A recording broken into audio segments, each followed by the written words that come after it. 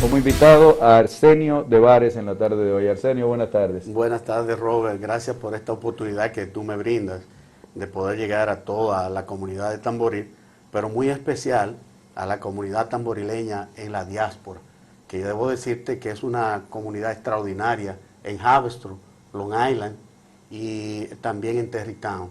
Hay una comunidad tamborileña muy especial y yo espero contar con ellos en esta convención interna, que tú, como decías ahorita, los estatutos de los partidos dicen claro que lo que debe haber son convenciones internas, y espero en esta convención volver a ganar la candidatura a diputado como la gané en la pasada convención. Correcto. Tú aspiras a diputado de ultramar. Correcto. Exacto. ¿Por qué circunscripción? Es la circunscripción 1, la cual abarca todo el este de los Estados Unidos, desde Washington, Maryland, New Jersey, Pensilvania, New York, Connecticut, Rhode Island, Boston, incluyendo Canadá.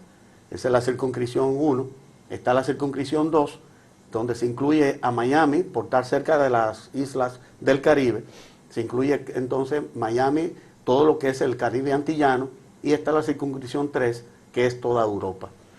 La mayoría de las personas no conocen bien cuáles son las funciones de un diputado de ultramar, y mucha gente dice, bueno, pero ¿y para qué eligen eso? Para pagarle un cheque y ya, tener más gastos, la nómina del Estado, abultarla más. Pero realmente, ¿cuál es la función? Porque tiene que tenerla. Sí, mira, básicamente nosotros pudimos adquirir el voto en el exterior, la doble ciudadanía, con el acuerdo que tú recuerdas de José Francisco y el expresidente Joaquín Balaguer en el proceso de la crisis del 94.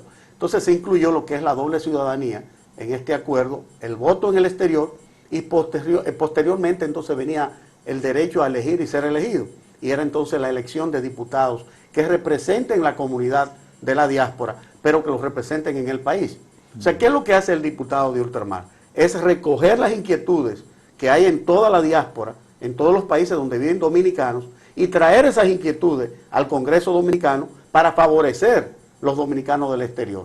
No se está haciendo hasta ahora, y yo te decía fuera de cámara, que los 7 diputados de los diferentes partidos han sido un poco irresponsables y poco serios en abogar, ¿no?, por el manejo directo de esas necesidades básicas que tiene la diáspora. Porque muchos dicen, bueno, tú vives en los Estados Unidos, tú vives en Europa y tú no necesitas nada. Graso error, porque tú necesitas orientación, tú necesitas una seguridad social, tú necesitas un seguro médico, tú necesitas condiciones de vida que cuando tú regresas al país, tú quieres obtenerla cuando tú vuelves a vivir a tu lar nativo. Sí. Entonces esa es la función básica de los diputados del exterior, velar por el funcionamiento de la defensa de las necesidades básicas de los dominicanos en el exterior, algo que no se está haciendo, y no se ha presentado el primer proyecto de ley en beneficio de la diáspora. Eso debo reconocerlo. Se ha tratado de hacer ahora un instituto del dominicano del exterior, pero que contraviene con una serie de políticas y de leyes en el país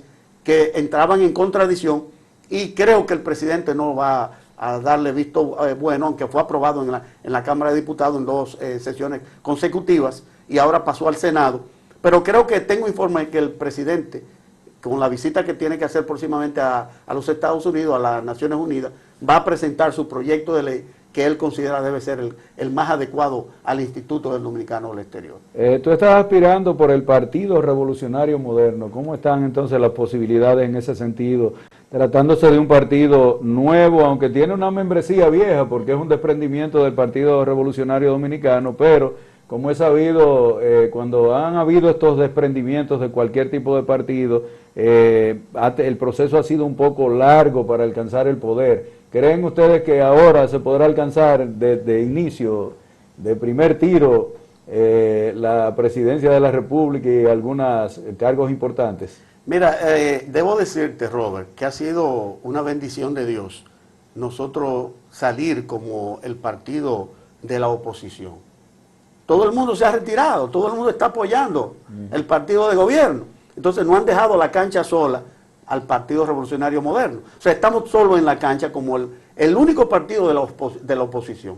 Y eso nos ha dado como beneficio a nosotros, que somos los que estamos encarnando las inquietudes del pueblo, las peticiones del pueblo de un cambio de dirección, de un cambio diferente, de un cambio en cuanto a la criminalidad que hay rampante en el país, en cuanto al manejo pulcro de los recursos del Estado, a la institucionalidad del Estado, y eso nos ha dado como resultado que hay ese gran porcentaje de dominicanos que entiende que el PRM representa verdaderamente los mejores intereses de la oposición. Entonces, en ese sentido, aparte de que el desprendimiento ha sido un 80% de todos los que éramos PRDistas, que dejamos ese partido, que el cual decía Euclides Gutiérrez Félix, vale 10 cheles, de acuerdo a él. Estamos hablando de un miembro del Comité Central del PLD, y dice que el PRD vale 10 cheles. Entonces, cuando viene con esa concepción política e ideológica de a qué nivel está el PRD, nos damos cuenta que solamente queda una opción, que es el PRM. Y con fuerzas de la oposición, como ya tú has visto, que el PHD ya está parte de esa confluencia de oposición. También Dominicanos por el Cambio ya firmó pacto con el PRM, y así vendrán otros partidos. En esta semana puedo darte la primicia que viene también el acuerdo con el Partido Revolucionario Socialdemócrata de Atuey de Camps, así como vamos a buscar otras organizaciones políticas de la oposición para hacer una oposición real al gobierno y hacer una plataforma real de una política de adesentamiento y de mejora de la situación política nacional. Pero en un país donde la población votante se ha inscrito en el marco del clientelismo, ustedes que son una fuerza que tiene muy poco, reciben muy pocos recursos de parte de la Junta Central Electoral, tendrán que enfrentar la fuerza de los 3 partidos que reciben prácticamente todo el dinero. ¿Pueden ustedes con esa carga? Porque aquí lo primero que le preguntan, y me imagino que ya tú lo has vivido, es ¿y lo mío? Cuando tú vas a hablarle de tu proyecto a la gente, ¿y en qué me beneficio? ¿Dónde está lo mío?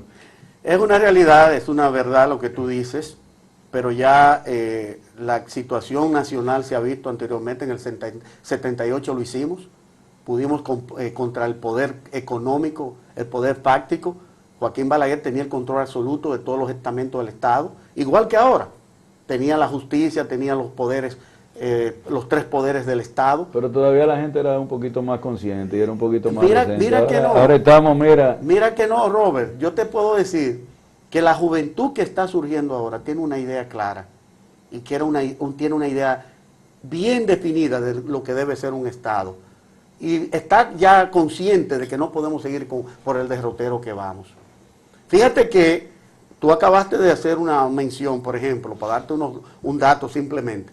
Un coronel que viene haciendo un trabajo extraordinario en la comunidad de Tamboril y que viene haciendo una labor de adesentamiento de la comunidad, ¿lo quitan? Sí. Lo quitan porque lo está haciendo bien. Entonces el pueblo está consciente de eso, de que las cosas buenas no duran mucho porque no le conviene al status quo.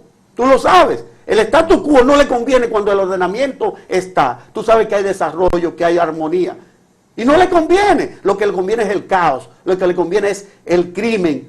Entonces, por eso lo quitan. Por eso dicen, no podemos tener este hombre ahí, porque está controlando y no podemos trabajar con el control. Entonces, eso lo sabe el pueblo. Eso lo saben los 7 millones de votantes aptos para el próximo proceso. Y ellos entienden que nosotros tenemos que cambiar con este estado de cosas. Entienden que debe haber más control, que debe haber más educación, que debe haber más salud. Y por eso nosotros decimos que el PLD tiene todo el control, tiene la Cámara de Diputados, el Senado, tiene el Tribunal Constitucional, tiene la Suprema Corte de Justicia, tiene la Cámara de Cuentas, tiene la Junta Central Electoral, pero le falta algo, Robert, lo más importante, el voto del pueblo. El voto del pueblo. Y este pueblo está consciente que debe haber un castigo a ese gran cúmulo de necesidades básicas que no han podido ser resueltas. O tú me puedes decir una sola de las necesidades básicas del país que ha resuelto este gobierno. Dime una sola. ¿Seguimos con los mismos problemas? El entrevistado es usted. Óyeme, seguimos con los mismos problemas, Robert. Sí. Yo estuve la semana pasada con mi esposa, Lenny, en San Cristóbal, en Palenque. Y lo peor que está pasando en Palenque es que apenas está recibiendo 4 horas de luz. 4 horas de luz en el día. Bueno, en Bonao ahorita tuviste la noticia. En Bonao por lo mismo, hay una manifestación nacional. Entonces tú me puedes decir que el país va en buen camino cuando un país que está en vía de desarrollo, en pleno siglo XXI, estamos hablando de que el país está pagando apagones y no servicios de luz. Entonces no hay soluciones de los problemas básicos del país. Entonces, cuando tú tienes ese estado de cosas, ese estado de crisis nacional, en la salud, estamos igual o peor. Porque cuando tú vas a un hospital, tú tienes que llevar la medicina porque no la hay.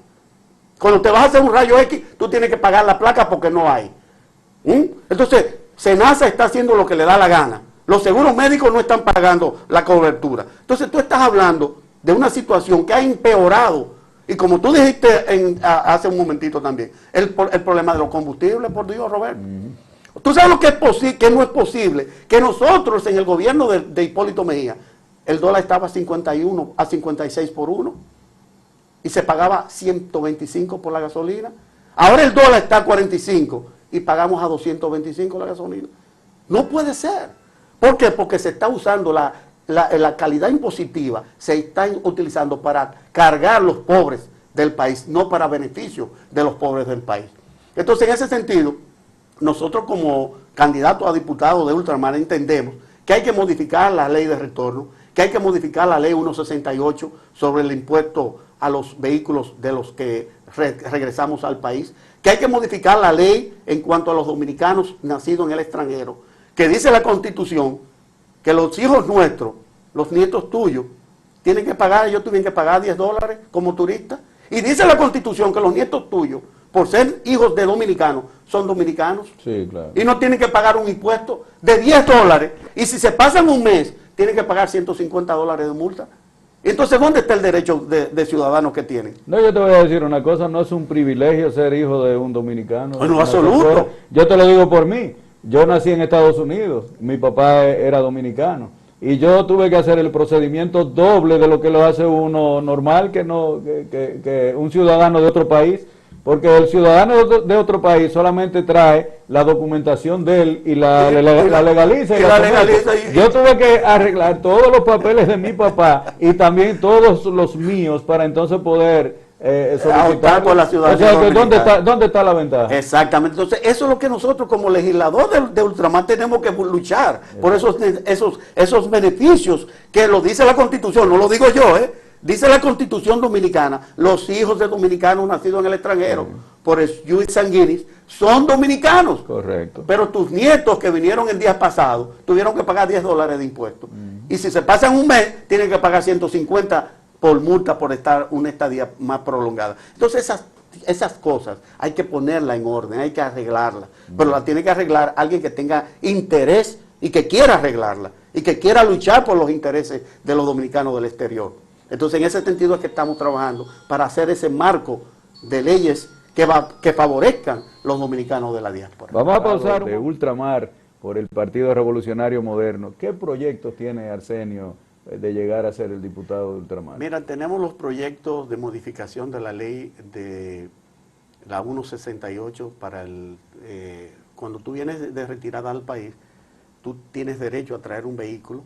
Estamos pidiendo que esa ley sea modificada para llevarlo a 7 años. Que no sea 5. No sea 5 como ahora, porque un vehículo, tú que conoces lo que es la diáspora, un vehículo de 10 años en los Estados Unidos es un vehículo en condiciones óptimas. Entonces, hay organismos que van a verificar el del cuerpo, ¿no? El estado físico del vehículo. Entonces, estamos pidiendo que de 5 sea llevada a 7. Estamos pidiendo la modificación de la ley en cuanto al impuesto de los pasaportes, que pagamos el pasaporte más caro del mundo. Entonces estamos pidiendo que eso haya una modificación para adecuarlo a los precios razonables de la diáspora. También estamos pidiendo en un proyecto de ley que tenemos en carpeta, la modificación a la ley de retorno. Tú sabes que los dominicanos de la diáspora estamos pagando doblemente, estamos gravitando en el aspecto de los impuestos. Pagamos los bienes y servicios cuando los adquirimos en los países que vivimos y cuando venimos aquí también tenemos que volver a pagar. Hay una doble tributación. Hay una doble tributación, entonces hay que modificar la ley que te diga, igual como, pues yo digo que no estamos pidiendo nada del otro mundo, porque todos los extranjeros que vienen a hacer sus inversiones en el país tienen excepciones arancelarias, cero. Entonces, ¿por qué nosotros, los dominicanos de la diáspora, que compramos los bienes y servicios en nuestros países que vivimos, cuando venimos tenemos entonces que pagar otra tributación arancelaria? Entonces hay que buscar la adecuación, que como a esos extranjeros que se les protege, se protejan los dominicanos de aquí, los del patio. tengamos un mejor trato, y por eso tenemos en proyecto eso en carpeta, como también tenemos en proyecto la creación, que ningún diputado de los 7 lo ha hecho, de la oficina del servicio del diputado del exterior. Pues tú tienes que tener un lugar donde los miembros de tu circunscripción vayan a buscar informaciones, vayan a buscar orientaciones, vayan a buscar ¿Cómo se hacen en la actualidad? No hacen, nada. no hacen ningún tipo de reuniones, no hacen ningún tipo de consultas. Entonces, ¿cómo tú oyes las necesidades, los deseos de esa comunidad cuando tú no estás yendo a la comunidad y a reunirte con ellos? Entonces, dice la legislación que tú tienes que oírlos. Porque tú tienes un derecho constitucional que ellos te lo dan. Ellos te dan un poder a ti y te dicen, mira, usted me va a representar. Entonces tú tienes que ir donde ellos y reunirte con ellos. Vamos ahora a discutir, a hablar cuáles son las cosas que ustedes quieren que yo haga. No se hacen las vistas públicas con la comunidad. Entonces eso hay que hacerlo. Entonces por eso nosotros decimos que vamos a abrir la oficina. Me decía en un programa de radio muy famoso en la capital, me decía uno de los periodistas, es que tú vas a necesitar 15 millones para eso. Eso es mentira. La necesidad de tú crear una oficina, que yo digo, si es necesaria pagarla con el sueldo mío de la Cámara, lo voy a hacer para pagar esa oficina. Y que las personas de tu circunscripción sepan dónde ir a buscar las informaciones, a buscar las orientaciones. Porque quizás tú como, por ejemplo, tú eres un empresario en el país, allá, en Estados Unidos, y tú quieres hacer una inversión aquí, y tú no sabes cuáles son las leyes que te protegen ni cómo hacerlo, pues tú vas a tener esa oportunidad de ir a la oficina del congresista, ¿no? Y buscar las informaciones, la ley que te protege, cómo hacerlo, cómo venir aquí a hacer la inversión. Entonces nosotros estamos hablando de también crear la ventana única del dominicano del exterior. Cuando tú vengas al país, tú no tengas que trasladarte a diferentes secretarías para tú resolver los problemas, sino que haya una ventana única donde tú hagas las tramitaciones de todos los aspectos legales. Correcto. Entonces, esas son las cosas que nosotros queremos implementar, que son viables, que son factibles. Sí, en cuanto a eso de la oficina, entonces, con un territorio tan amplio, tan extenso, como tú me dijiste, que llega desde Canadá hasta la Florida, ¿cómo te repartiría? ¿Tendrían que ser varias oficinas entonces? No, yo lo que estoy pensando, teniendo en agenda, que haya una comunicación entre todas las seccionales donde haya dominicanos, porque tú sabes que no abarca todos los territorios, simplemente donde haya ordenamiento de los votantes dominicanos. Entonces, por eso entonces tú haces entonces lo que es las visitas semanales, tú te trasladas entonces semanalmente a esas comunidades y entonces también hace los contactos directos con ellos. Entonces después viene aquí a legislar, porque tú sabes que la legislación hay un proceso que se paraliza. Sí, entonces tú lo que tienes que utilizar es ese proceso de ir de nuevo a tu comunidad, buscar las inquietudes, buscar lo que ellos quieren, entonces venir a legislar a favor de ellos. Ok. Bueno, el tiempo se nos ha ido, finalmente la famosa exhortación que siempre se pide a todos los votantes. Bueno, Robert, a ti las gracias por esta oportunidad, espero que no sea la última, sino que podamos venir aquí, porque cotidianamente vengo. La convención es en noviembre, en la seccional de Nueva York, en las seccionales completas todas. ¿Qué le pido a la comunidad tamborileña de la diáspora de los Estados Unidos? Que apoyen a Debares, un hijo de Tamboril, un hijo de Santiago, pero que me tiene que entregar el nacimiento por decreto, sí, de adoptarme como hijo adoptivo de aquí, valga la aclaración, la redundancia, de Tamboril, ya que estoy ligado a la familia Cruz Guerrero, mi esposa, ¿no? Arleni Cruz Guerrero, que está aquí con nosotros, nunca ha querido salir en cámara, pero que estamos aquí para servir no solamente a la diáspora, sino también básicamente servirle a la comunidad de Tamboril. Creo y estoy convencido que si la comunidad de Tamboril vota a favor de Arsenio Debares en la convención del PRM en noviembre, yo voy a ser el próximo diputado de la diáspora.